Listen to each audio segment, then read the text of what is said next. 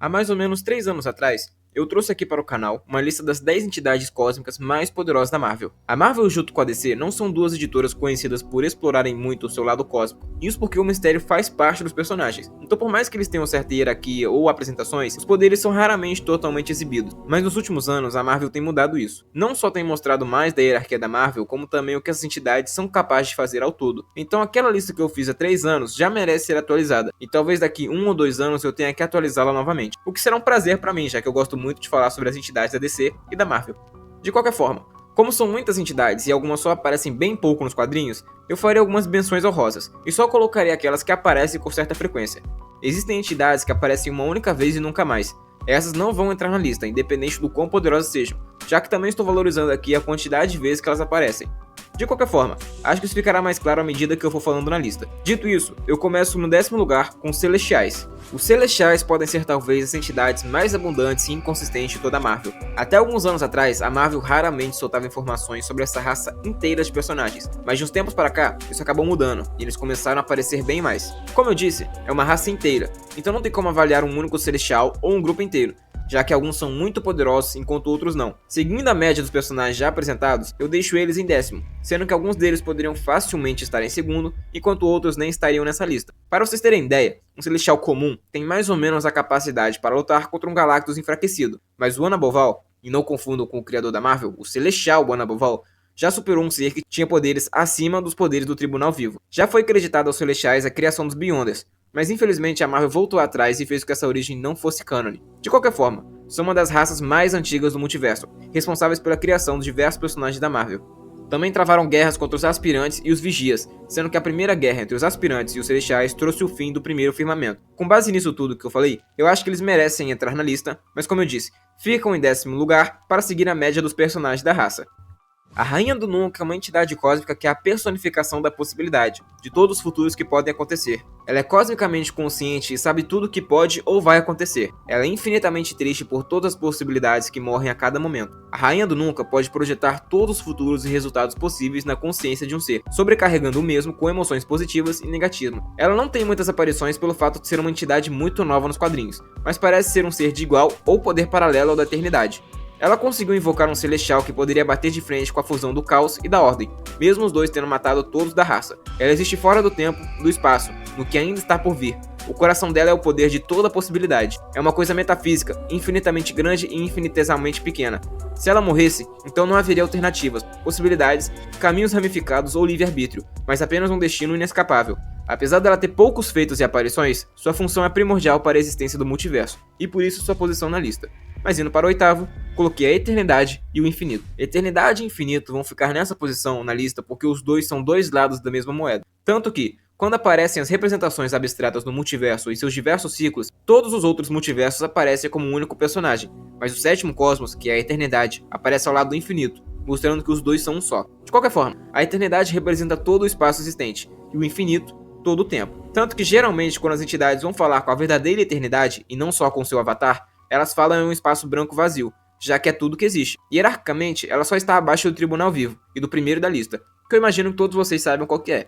Então, ela é capaz de comandar todas as entidades cósmicas que estão abaixo dela. Isso inclui os outros personagens que já apareceram nessa lista e os que não apareceram. Alguns que vão aparecer mais acima são mais poderosos que ela, mas não necessariamente estão acima hierarquicamente. E tudo o que eu falei vale para o infinito, já que, como eu disse, os dois são iguais em poder. Ambos compartilham um pacote clássico de entidades cósmicas, como energia cósmica, capacidade de manipular a matéria, o tempo, o espaço e tudo que compõe o universo. A diferença é que o próximo personagem dessa lista faz a mesma coisa de uma forma melhor e maior, ou faz a mesma coisa e com alguns poderes a mais, o que os deixa abaixo na lista. Mas um objeto que vale a pena ser mencionado, que mostra quão poderosa a Eternidade é a criação da Máscara da Eternidade. Essa máscara faz com que o usuário, ao lutar contra o seu oponente, fique no mesmo nível de poder, mesmo que haja uma diferença enorme.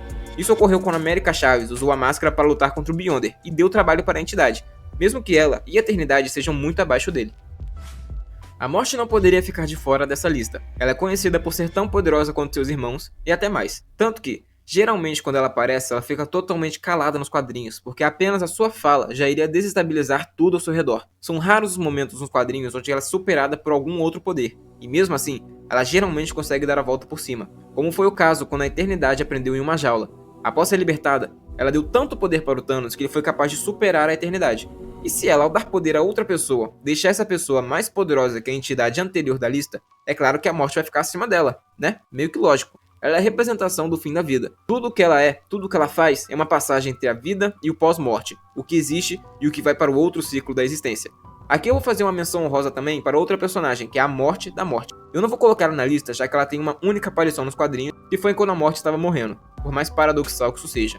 Ela tem a aparência do Tribunal vivo, só que todo esquelético, meio que uma mistura entre o Tribunal e a Morte. Tudo dá a entender que essa Morte da Morte é um dos seres mais poderosos dos quadrinhos, não apenas da Marvel, justamente pelo seu poder se sobrepor ao da própria Morte. Mas como ela só tem uma única aparição, eu vou mantê-la de fora da lista, deixando apenas como uma menção honrosa, e essa posição específica fica para a Morte comum.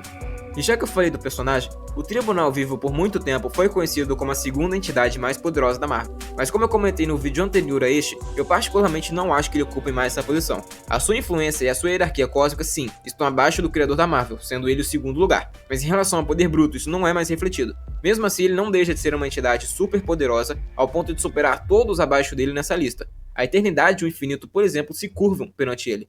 Ele é capaz de tranquilamente invocar outras entidades cósmicas que estão sob seu comando, como ele já fez com o Intermediário. Ele até mesmo já conseguiu desligar todas as joias do infinito a pedido da Eternidade, e somente ele poderia religar seus poderes após isso. Mas como eu comentei também no vídeo anterior, ele morreu na saga pré-Guerras Secretas, e desde então não teve mais nenhum momento de glória. Todas as vezes que voltou a aparecer foi para enfrentar personagens também poderosos, mas ele sempre acabava perdendo, mesmo tendo afirmado que estava mais poderoso que antes das Guerras Secretas. Então ele está acima aqui na lista pelo fato de ser hierarquicamente superior às entidades anteriores, porque se fosse comparar em lutas, ele estaria muito mais abaixo. Os Beyonders e o Rei de Preto são dois lados da mesma moeda, da mesma forma que a Eternidade e o Infinito, então novamente ficarão na mesma posição na lista. Sobre o Rei de Preto, como temos menos informações sobre ele, vou falar primeiro e depois dos Beyond. Recentemente, quando Ed Brock assumiu esse posto, ficou evidenciado que o Rei de Preto é o que mantém o multiverso funcionando por dentro. Ele é o responsável por ver todas as linhas do tempo, todas as narrativas e garantir que fiquem coesas dentro do multiverso. É ele quem faz o trabalho sujo. Tanto que quando Ed assume esse posto, ele se torna extremamente poderoso, ao ponto de ser quase onipresente, percebendo diversos universos ao mesmo tempo e alertando os heróis sobre certas ameaças no futuro. Já os Beyonders, ou Rei de Mafim, como são chamados, são o oposto. Eles controlam a narrativa da Marvel por fora, da sua própria dimensão, uma das dimensões mais altas de toda a Marvel. E lembrando que quanto mais alta é uma dimensão, maior é o poder dos seres que vivem nela. Tanto que a última camada é a camada do criador da Marvel. Pra quem se lembra do Beyonder clássico, aquele bem antigo das primeiras Guerras Secretas, sabe o quão poderoso é essa raça. Naquela época, o Beyonder era tão forte que mesmo com metade do seu poder, ele era descrito como 1000 vezes mais poderoso que toda a existência. Apenas de ficar irritado,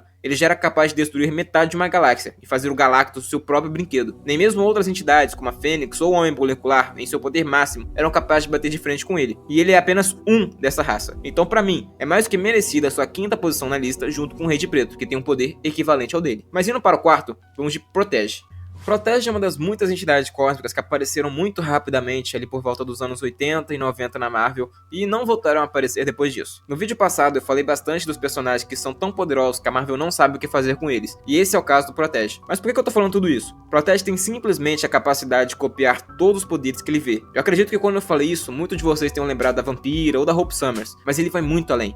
Ele pode copiar as habilidades das entidades cósmicas e seus poderes. O fato dele estar acima do Beyonder é porque ele copiou os poderes do próprio, e o mesmo disse que não poderia derrotá-lo, isso na sua fase mais poderosa nos quadrinhos. Ele é tão insano que copiou os poderes do Tribunal Vivo e quase ameaçou todas as entidades cósmicas abstratas que estavam na frente dele, dizendo que seria o mais novo chefão da Marvel, o novo The One Above All. Ele acabou perdendo para um Celestial, que é o mais poderoso da sua raça, que é o One Above All que eu comentei lá na parte dos Celestiais, o que sinceramente nem faz muito sentido, mas foi o que aconteceu. E graças a esse conjunto de fatores e poderes que ele já copiou, eu coloco em quarto lugar da lista, apenas perdendo para os próximos. E isso supondo que ele não poderia copiar os poderes dos próximos personagens da lista, senão ele subiria ainda mais e ficaria em segundo lugar. Mas abrindo o top 3, eu coloquei a verdadeira Fênix, a Fênix da Sala Quente Branca. A Fênix é uma entidade que nos últimos 5 anos mais ou menos se tornou uma das mais poderosas da Marvel. Claro que ela sempre foi uma entidade muito poderosa, conhecida por ser destruidora de mundos, e quando chegava na Terra era um verdadeiro Deus nos acuda. Mas após o quadrinho dos Defensores da Marvel, o seu status de poder subiu de forma elevadíssima. Isso porque os personagens foram até o reino dos Beyonders e descobriram que existe uma camada acima, até mesmo da dimensão deles, uma camada que é inacessível até mesmo para os Beyonders, nesse caso, a Sala Quente Branca. Lembrando que, como eu disse, quanto mais alto for uma dimensão, mais poderosa é os seres que habitam lá. Esse é o local onde habita a Fênix e a Jean Grey, em sua forma mais poderosa, onde as duas estão unidas em uma só. Recentemente, os quadrinhos X-Men revelaram que a Jean Grey e a Fênix são apenas uma, mas isso é papo para outro vídeo. Foi por isso que eu especifiquei quando eu mencionei a personagem, que é na sala quente branca, já que as outras versões da Fênix que conhecemos são avatares, pequenas parcelas do seu poder. Em sua totalidade, ela é capaz de consertar universos inteiros que estão quebrados, além de comandar a vida e a morte. Ela está acima dos personagens que controlam a narrativa da Marvel e logo abaixo do The One Above All, então é muito difícil colocar a Fênix mais abaixo na lista. Na minha opinião, ela não chega a ser a segunda mais poderosa, porém, estar em terceiro lugar já é uma posição muito grande aqui nessa lista. Mas indo para o segundo, eu coloquei o Esquecimento. Muitos subestimam ou nem se lembram do Esquecimento, que até condiz com o personagem, mas tudo bem. Mesmo não aparecendo tanto quanto as outras entidades dessa lista, principalmente as mais famosas, é certo que o Esquecimento é uma entidade muito poderosa e a sua posição na lista evidencia isso. O Esquecimento é a representação encarnada da não existência, muito diferente da morte, que é mais uma passagem de um local a outro, um estágio da alma da vida para o pós-vida. O Esquecimento não, ele é a destruição completa. Aquele que cai no esquecimento nunca mais retorna, porque não existe para onde ir. Não existe mais pessoa. A sua existência é tão poderosa e tão ameaçadora para a vida que ele reside fora do multiverso, em uma dimensão própria. Mesmo estando fora do multiverso, ele ainda é capaz de interagir com outras entidades, como fez com Galactus e Skrull, manipulando os dois para brigarem com a entidade conhecida como o Outro. Claro que se fosse só por isso, ele já estaria na lista, mas em uma posição bem mais abaixo. O que demonstrou o fato do seu poder foi uma cena em um quadrinho completamente aleatória da Marvel. Ocorreu quando o Beyonder caiu uma ilusão que mostrava seus maiores medos, e ele deu de cara com o esquecimento, mostrando que o esquecimento é mais poderoso que o personagem. Se não fosse o caso, não teria por que ele sentir medo do esquecimento, né? Isso coloca pelo menos um patamar acima do Beyonder. Claro que nada evidencia que ele está acima da Fênix, mas na minha opinião,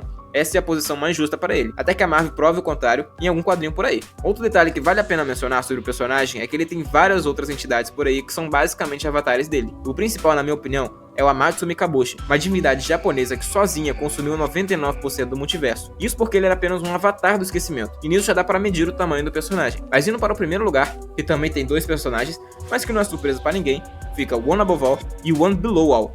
Mais uma dupla de personagens que vai ficar na mesma posição na lista é o The One Above All e o The One Below All. O primeiro eu imagino que seja mais conhecido de todos, ele é o deus criador da Marvel, a representação dos escritores e dos roteiristas da editora. Tanto é que, quando um personagem se encontra com ele, como já aconteceu algumas vezes, ele assume a forma de alguns escritores da Marvel, principalmente os mais famosos. Ele é capaz de tudo. Ele é a representação de um roteirista, então ele tem a caneta, o poder supremo da Marvel, capaz de mudar o destino de qualquer personagem ou até apagar completamente da existência. Não existe poder que possa superar o dele, já que ele é quem escreve as histórias da vida real, então nada está acima dele. Tá certo que a Marvel já deu a entender que existem coisas fora do universo que podem superar o seu poder, mas eu interpreto isso como ele falando dos leitores, já que sem os leitores, não importa o quanto poder um roteirista tenha, não importa o que ele desenhe, se não houver alguém para ler, isso não vale de nada. Mas enfim, o One Below All é o contrário do One Above All. Ele é a criação do criador quando ele sentiu raiva pela primeira vez. Os dois são um só. Não é à toa que um é o criador e o outro é o destruidor. Um é o mais poderoso dos céus e o outro é o mais poderoso dos infernos. Nada pode superar um ou outro porque os dois são um só.